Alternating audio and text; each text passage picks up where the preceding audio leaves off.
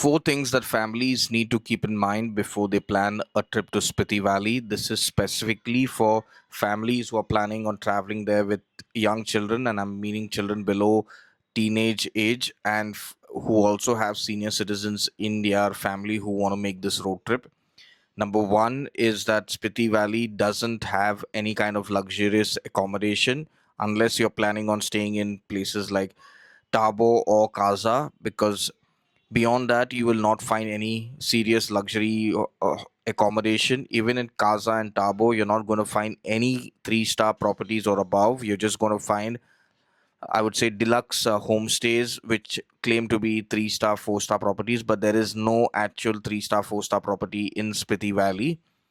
Number two is the altitude. Now, Spiti Valley, most of the stays, including Kaza and Tabo, are located at anywhere between 11,000 to 15,000 feet above sea level, and this is really really high altitude for people who are first timers, who have never been there, be it your parents or your children who have never gone to the Himalayas and do not know that at this altitude it can have serious complications in terms of breathing, and your sleep can also be hindered.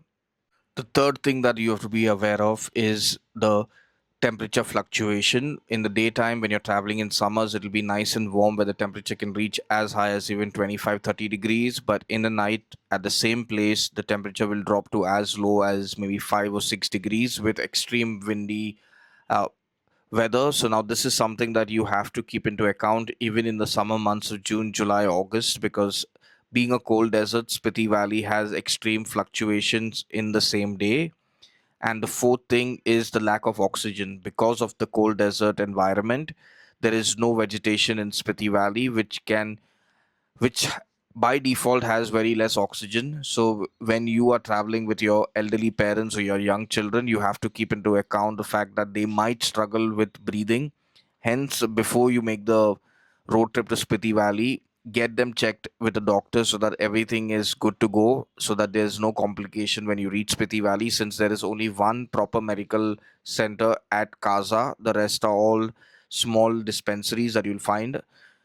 Over and above this, make sure that before you come to Spiti Valley, you have done a prior trip to the Himalayas, maybe to the foothills of Uttarakhand, or to Himachal Pradesh, which is Shimla or Manali region, where they have already got an glimpse of what the Himalayas has to offer in terms of altitude and in terms of the extreme change in weather conditions.